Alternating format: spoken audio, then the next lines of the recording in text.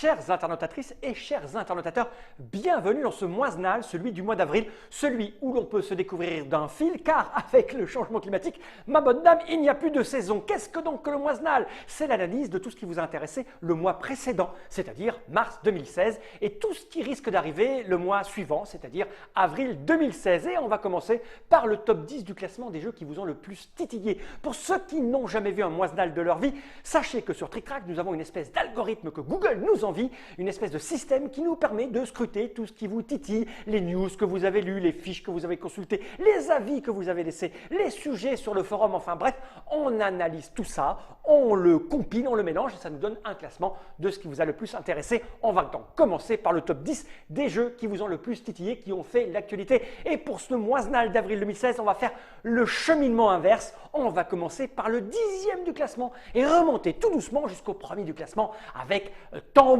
et trompettes. Commençons par le jeu numéro 10 qui vous a le plus intéressé. Il s'agit d'un vieux jeu sorti il y a quasiment 15 ou 16 ans. Ce sont les loups-garous de Tierce-Lieu. Et oui, ce jeu vous excite depuis 16 ans. Il fait partie des fiches les plus consultées, mais il n'y avait jamais eu de vidéo faite. Nous avons reçu l'équipe de lui-même et nous avons fait une petite vidéo pour expliquer un petit peu les tenants et les aboutissants, l'histoire de ce jeu, et cela a remis sur le devant de la scène ce vieux jeu qui ne prend pas une ride depuis des années, les loups-garous de Tierce-Lieu.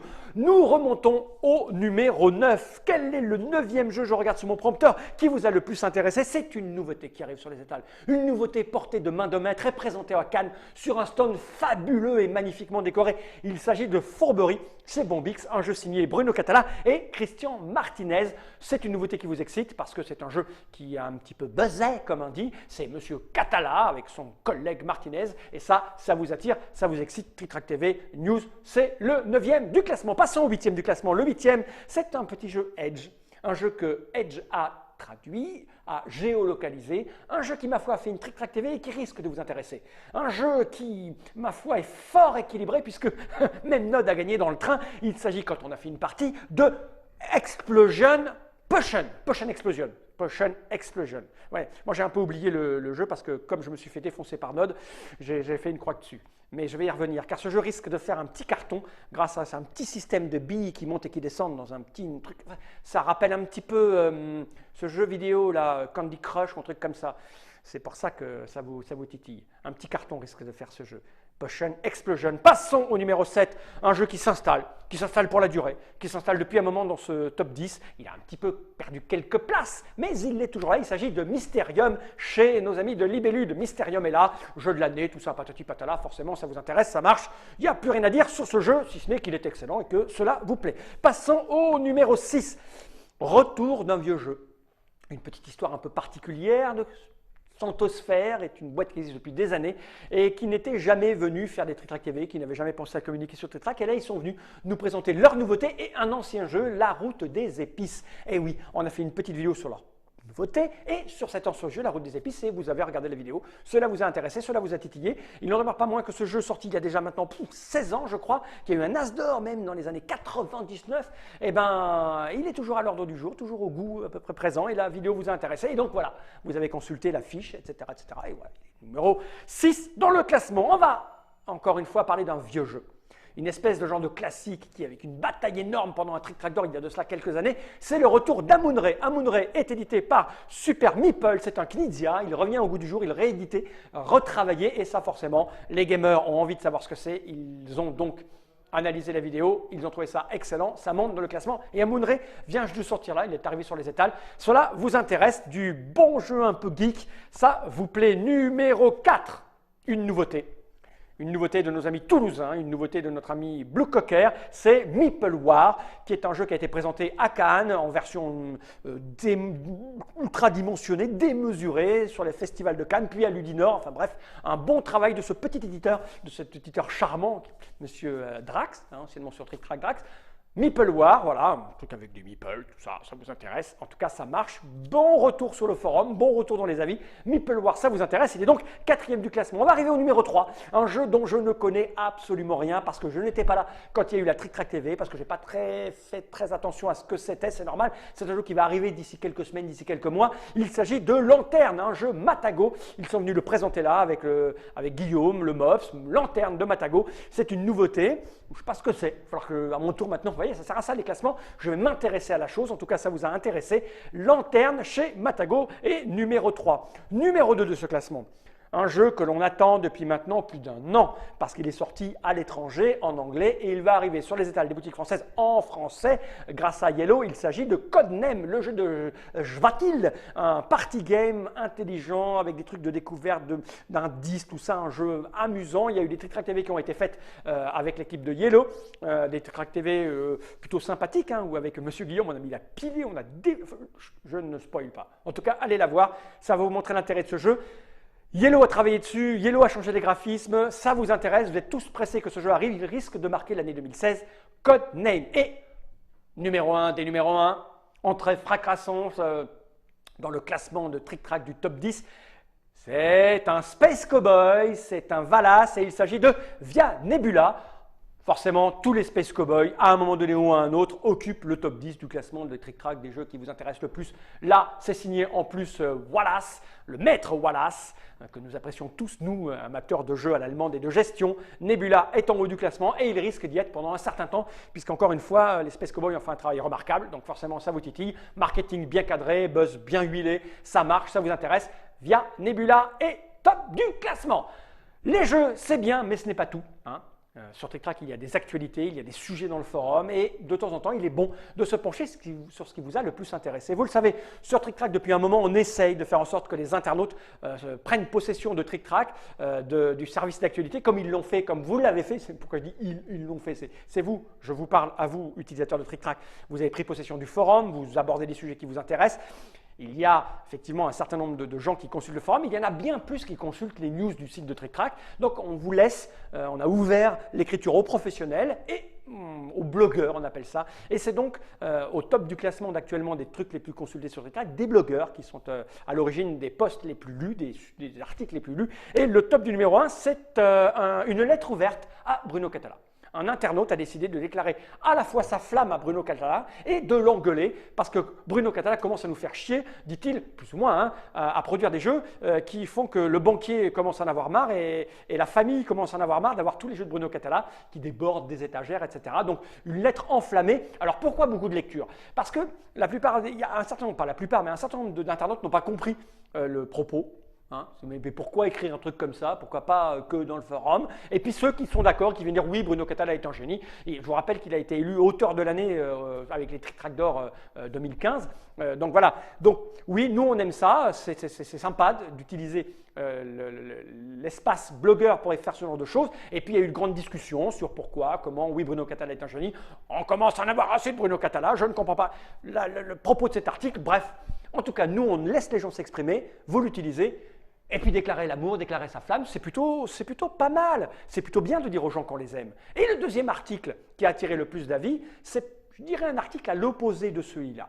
Parce que il y a des gens qui disent il y en a marre, Trick Track c'est du bisounours, Trick Track c'est que des bons avis, quand on donne de mauvais avis, eh ben on se fait charcler la gueule. Et le deuxième article le plus lu est un article de blogueur, il s'appelle, je l'ai noté, être un jeu tactique ou être un jeu stratégique, etc. etc. C'est sur Shakespeare. Un utilisateur de Trick Track, Ramalika pour le nommer, s'est mis à écrire des articles, des avis structurés et bien complets sur les jeux qu'il aime et les jeux qu'il n'aime pas, et il a donné son avis sur Shakespeare en disant qu'il n'aimait pas, que c'était même quasiment pas terrible. Il a expliqué pourquoi, comment, et puis il y a eu une grande discussion puisqu'il a fait un peu charcler la gueule, le jeune homme, en disant que son article il était mauvais, et puis il a mal réagi. Il y a eu pas que, hein, il y a eu des discussions qui ont débordé sur Facebook et autres, etc.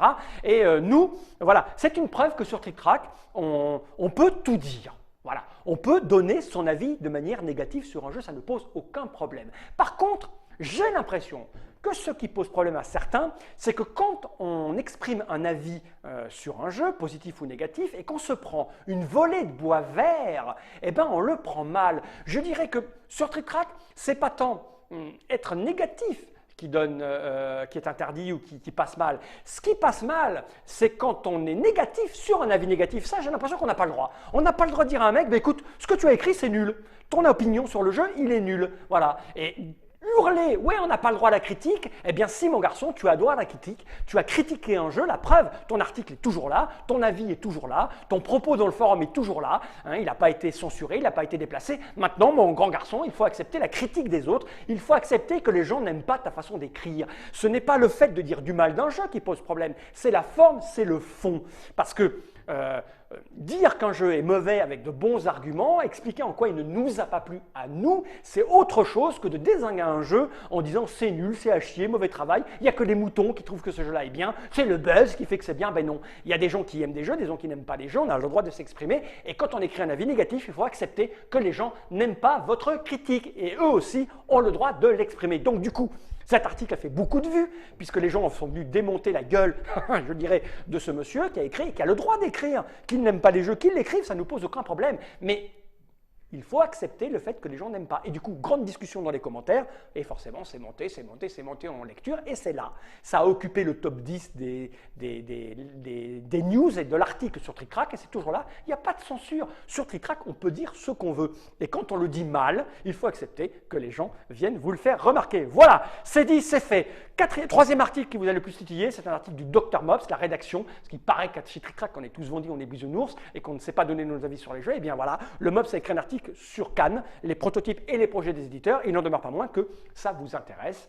Il y a des gens qui ont envie de savoir ce qui va arriver, ce qui est bon, pas bon. Et le Dr Mops, c'est votre petit article sur Cannes, sur la protozone, sur le off. Et ça vous intéresse toujours. Cannes est toujours un sujet qui intéresse les gens. Un article sur ce qui va venir, allez le voir si vous ne l'avez pas lu.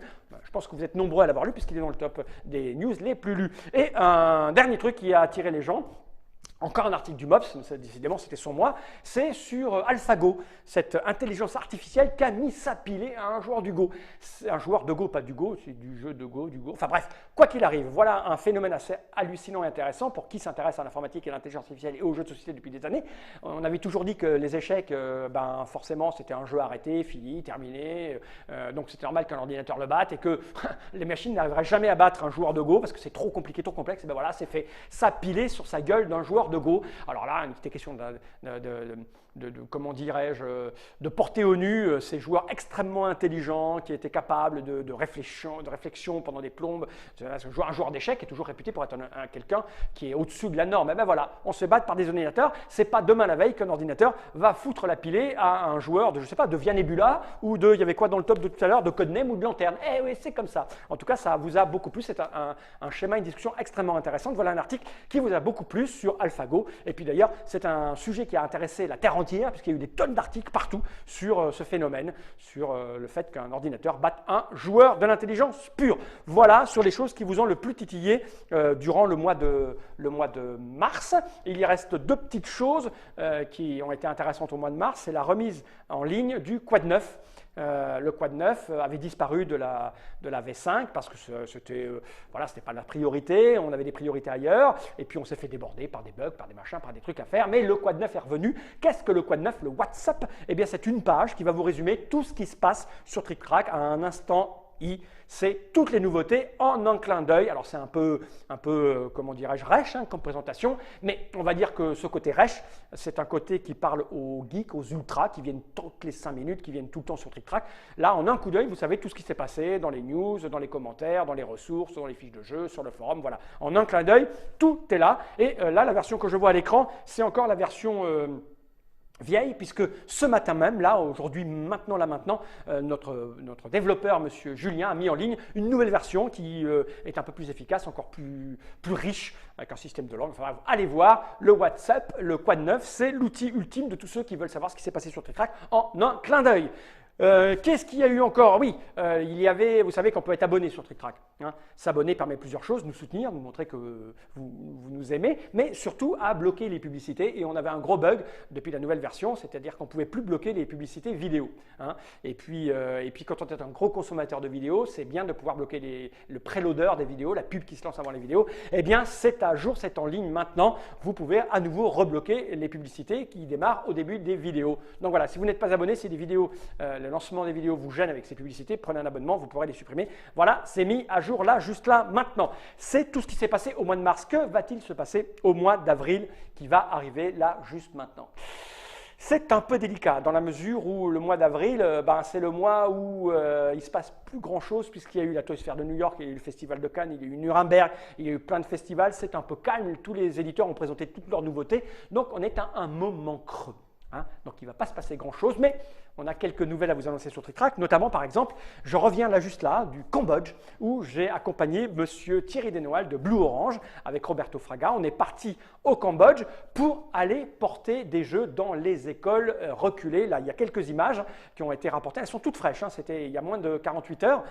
Nous sommes allés, Thierry Desnoal a monté une fondation, la fondation Blue Orange, avec pour objectif d'aller porter des jeux aux quatre coins du monde, notamment en France, aux États-Unis, dans le Bronx, dans des écoles en Belgique, en Roumanie. Et là, c'était l'idée d'aller voir comment dans des pays éloignés, en passant par d'autres associations, on pouvait aller déposer des jeux. Donc je l'ai accompagné.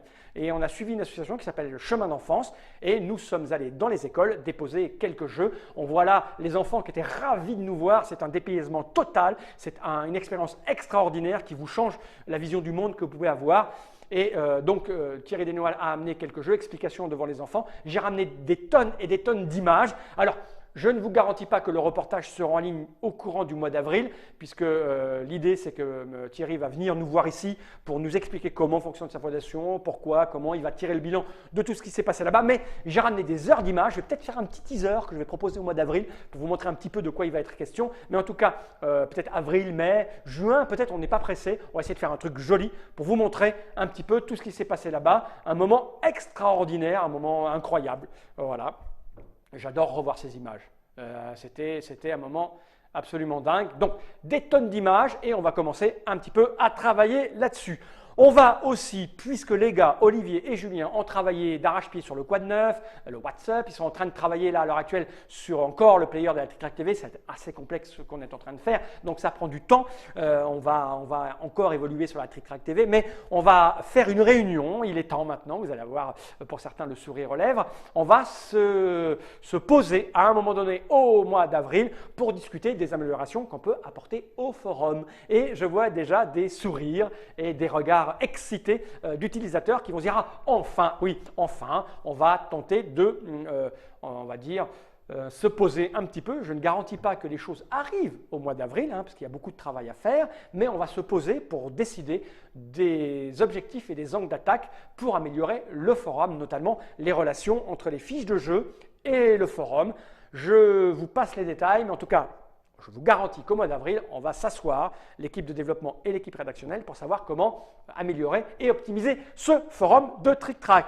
La TrickTrack TV, j'en ai parlé, on va continuer d'améliorer le player, c'est beaucoup de boulot, donc on continue dessus, ça fait déjà que 4 mois hein, qu'on est dessus, mais en tout cas on avance. Et la dernière chose, j'avais noté boutique à goodies, parce que beaucoup nous réclament la boutique à goodies. Eh bien sachez, mesdames et messieurs, que la boutique à goodies n'arrivera pas au mois d'avril, elle arrivera un de ces jours, on ne sait pas quand.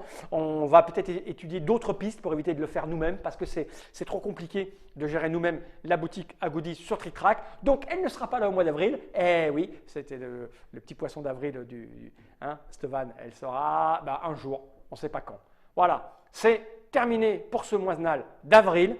J'espère que pour ceux qui n'avaient pas consulté les news et les jeux les plus titillants, ça vous a donné envie d'aller voir de quoi il était question. J'espère que vous ne m'en voulez pas trop de vous avoir dit qu'il fallait supporter la critique quand vous-même vous critiquiez et d'arrêter de dire que sur TrickTrack on ne peut pas critiquer. Parce que si vous avez l'opportunité de dire que sur TrickTrack on ne peut pas critiquer, c'est bon sang de bois que vous avez critiqué. Parce que si vous n'aviez pas critiqué et quand vous n'étiez pas rentré dedans, vous ne pourriez pas dire sur TrickTrack on ne peut pas critiquer. C'est donc parce que vous critiquez quand vous pouvez dire mais sur TrickTrack on ne peut pas critiquer puisqu'on vous pointe du doigt. Et ce n'est pas tant la critique qui pose problème sur Trick Track. C'est le ton que vous employez et les idées que vous développez. On a le droit de ne pas aimer un jeu, mais il y a une façon de le dire. Dire « je n'aime pas ce jeu parce qu'il contient du bleu », bah, c'est normal que vous preniez une volée de bois-voir, parce que dire « je n'aime pas ce jeu parce qu'il contient du bleu », c'est très con.